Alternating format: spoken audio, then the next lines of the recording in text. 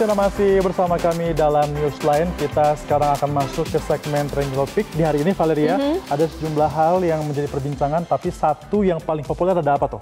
Ya, yang paling populer adalah Kodam baru TNI AD, total sampai 2.000 pencarian ya, Febrian di Google. Karena memang ini sejak pagi di hari Minggu ini sangat meriah dengan pelantikan dari Wakil Panglima TNI dan juga adanya Kodam baru TNI AD. Totalnya ada 6 kodam. Ada 6 kodam, memperkuat kedaulatan kita di tengah ataupun menjelang Hari Kemerdekaan Republik Indonesia. Betul sekali. Dan untuk informasi selengkapnya, pemirsa tunggu apa lagi bersama Kata Oma. Renyahnya bikin lagi. Dari telur dan bahan alami. Tunggu apa lagi? Dapatkan sekarang. Kata Oma. Kasih sayang Oma di kerenyahannya.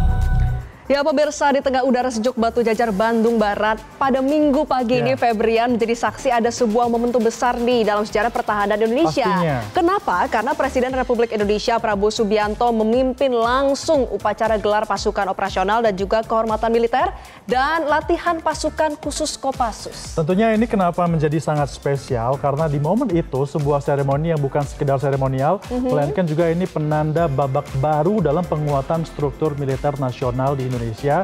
Kita lihat ya, ini Presiden Prabowo di hadapan ribuan prajurit dari berbagai matra TNI. Presiden Prabowo Subianto hadir disambut untuk bisa meresmikan 6 komando daerah militer atau kodam yang baru. Kalau biasanya mungkin ada beberapa kodam yang memang sudah bertugas. Nah, sekarang ini ada tambahan 6 yang baru ya, Valeria. Nah, dari kodam ini menjadi bagian dari validasi organisasi yang sudah dirancang matang tentunya oleh Markas Besar TNI. Dan langkah ini juga diyakini Febrian bisa memperkuat pertahanan wilayah dan membuat TNI ini menjadi lebih responsif terhadap ancaman, baik itu ancaman militer maupun non-militer. Kita akan sama-sama lihat pemirsa, ini adalah visual ketika Presiden Prabowo Subianto melakukan pemeriksaan ya kepada seluruh aparat, seluruh prajurit yang tadi pagi bersiaga dalam rangkaian upacara. Dan menurut TNI, pembentukan kodam baru ini penting karena luasnya cakupan wilayah tugas yang selama ini harus dihadapi oleh kodam-kodam yang lama. Dengan keberadaan struktur yang lebih dekat ke daerah, TNI ini diyakini bisa menjangkau lebih banyak titik, bahkan ini penting, hingga ke pelosok negeri. Jadi bisa mempercepat respons terhadap terorisme, separatisme, dan juga bencana alam. Ini bisa dibilang sebagai momen untuk menyambut HUT ke-80 Republik Indonesia, di mana kita penting sekali untuk menjaga kedaulatan dan juga menjaga pertahanan Indonesia. Apalagi Valerie dan juga pemirsa, dalam sambutannya ini Presiden Prabowo juga menegaskan negara harus hadir di setiap jengkal wilayahnya. Untuk itu kodam-kodam baru ini adalah bentuk komitmen negara untuk bisa menjaga kedaulatan sekaligus memastikan rakyat ini merasa aman dan terlindungi. Setuju nggak? Setuju sekali, dan tadi juga selalu diutarakan ya oleh Presiden Prabowo Subianto dalam keterangannya ketika memang memberikan pengarahan usai melakukan pengukuhan pelantikan terhadap kodam-kodam baru dan juga Wakil Panglima TNI serta penganugerahan Jenderal Kehormatan, bahwa bagaimanapun juga rakyat ini harus terus merasa aman dan salah satu bentuk komitmennya adalah dengan dilantiknya hari ini ada keberadaan 6 kodam baru. Kita akan sama-sama saksikan ya Febrian, pernyataan dari Presiden Prabowo Subianto, Jenderal Kehormatan TNI berikut ini. Pada pagi hari ini, hari Minggu, tanggal 10 Agustus tahun 2025, saya Prabowo Subianto, Presiden Republik Indonesia, dengan ini meresmikan 6 komando daerah militer, 14 komando daerah Angkatan Laut, 3 komando daerah Angkatan Udara, 1 komando operasi udara, 6 grup komando pasukan khusus, 20 brigade teritorial pembangunan, 1 brigade infanteri marinir, 1 resimen korps pasukan gerak cepat, 100 batalion teritorial pembangunan, 5 batalion infanteri marinir, 5 batalion komando korps pasukan gerak cepat.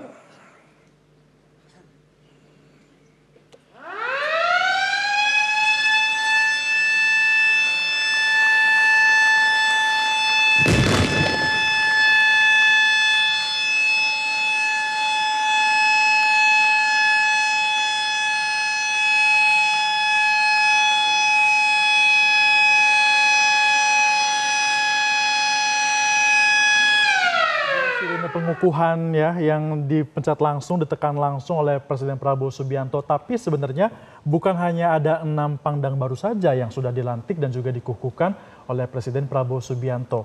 Ada juga momen yang sama di mana 3 pasukan elit TNI kini mendapatkan pemimpin yang baru dengan pangkat Panglima. Mereka adalah yang pertama, ini Valerie dan juga pemirsa, ada Maijen John Afriyadi sebagai Panglima Kopassus, kemudian juga ada Marsda Denny Muiz sebagai Panglima Kopasgat, dan Maijen Marinir Endi Supardi sebagai Panglima Korps Marinir. Ya, jadi Febrian ketiganya ini menerima bintang 3, pistol dan juga tongkat komando langsung dari Presiden. Ini tuh adalah simbol dari kepercayaan sekaligus juga amanah yang berat. Kenapa? Karena pengangkatan mereka ini sekaligus mengubah status jabatan yang sebelumnya ini setara komandan, saat ini menjadi seorang panglima. Wah, tentunya ini merupakan perubahan yang bukan sekedar nomenklatur saja, tapi juga ini menegaskan sekali lagi pemirsa, di mana posisi pasukan elit ini setara dengan Panglima Komando Utama Matra lainnya. Kita simak kembali ya Fadil dan juga pemirsa seperti apa pernyataan dari Presiden Prabowo Subianto berikut ini.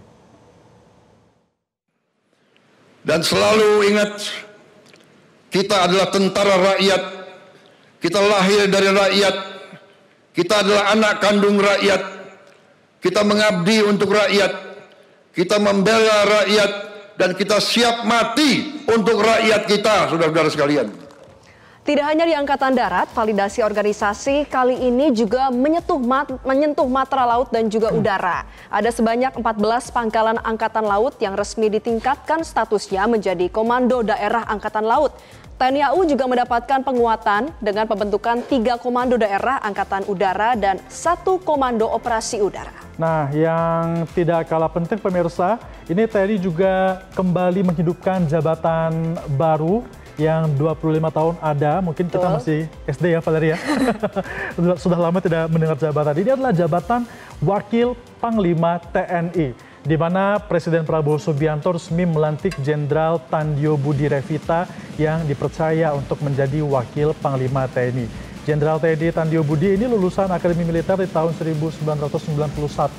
Sebelum dilantik sebagai Wakil Panglima TNI, Tandjo Budi Revita ini menjabat sebagai Wakil Kepala Staf TNI Angkatan Darat atau AD dengan pangkat terakhirnya ini adalah Letjen. Terakhir ini Letjen, dan sebenarnya kan sosok Wakil Panglima TNI ini disebutkan ya dalam peraturan, dalam perpresnya yang baru saja direvisi beberapa hari yang lalu, bahwa syaratnya adalah harus Pati atau pejabat tinggi berbintang 4. Kita tahu saat ini sebelum Jenderal Tandjo ini dilantik hanya ada 4 perwira aktif TNI dengan bintang 4. Yang pertama adalah Panglima TNI Jenderal Agus Subianto, kemudian ketiga kepala staf baik itu Angkatan Darat, Laut dan juga Udara. Namun ternyata opsi tersebut tidak dipakai, melainkan dipilih orang baru, dalam hal ini orang yang tentunya sudah mumpuni ya.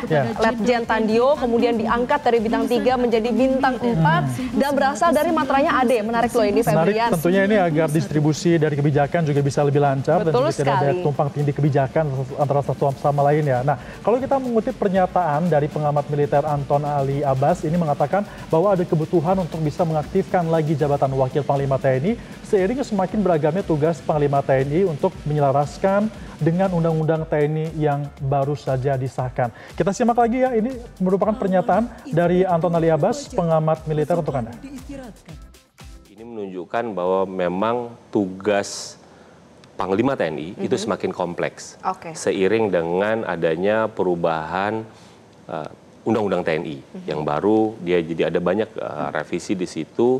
Jadi saya melihat bahwa selama ini tugas Wakil Panglima TNI kan dihandle oleh namanya Kepala Staf Umum TNI, Kasum TNI bintang 3. Jadi saya melihatnya ketika ini tugasnya semakin kompleks, kayaknya memang butuh lagi memang yang untuk yang backup gitu ya.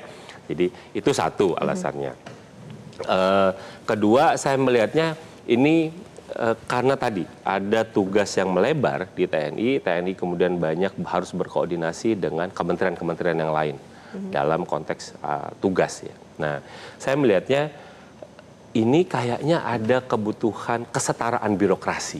Kesetaraan birokrasi? Iya, jadi menteri itu levelnya adalah bintang 4. Oke. Ya. Nah, yang bintang 4 di Mabes TNI hanya satu, namanya Panglima TNI. Betul.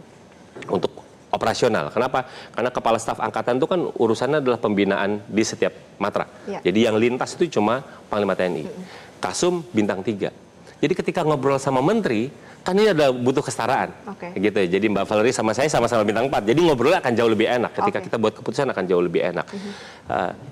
Itu yang bagi saya yang nomor 2. Jadi TNI juga ikut merespon soal itu. Karena bagaimanapun juga aura kebatinan ketika kita bicara tentang komunikasi yang efektif antar organisasi ini juga menjadi penting. Tuh, menarik ya, ada penyelarasan, kesetaraan, apalagi kalau nanti posisinya udah sama-sama bintang 4, jadi nanti ini komunikasinya akan jauh lebih lancar. Dan kalau misalnya kita background ya, ternyata Wakil Panglima TNI dan juga Panglima TNI ini juga berada dalam satu angkatan yang sama, yakni di tahun 1991. Nampaknya ini akan semakin kompak ya, Valeria. Kita harapkan semuanya bisa semakin kompak tentunya. Nah, pertanyaannya, apakah Wakil Panglima TNI yang baru dilantik ini diproyeksi untuk menjadi Panglima TNI nantinya? Tentu ini banyak menjadi pertanyaan ya dari masyarakat. Apakah dikhawatirkan bisa jadi ada dualisme kepemimpinan di tubuh TNI dengan tiba-tiba diaktifkannya jabatan dari Wakil Panglima TNI? Namun disebutkan bahwa menurut Mabes TNI semua langkah ini merupakan strategi jangka panjang. Jadi sudah ada pemikiran ke depan ya, di mana tujuannya adalah untuk memperkuat sistem pertahanan keamanan rakyat semesta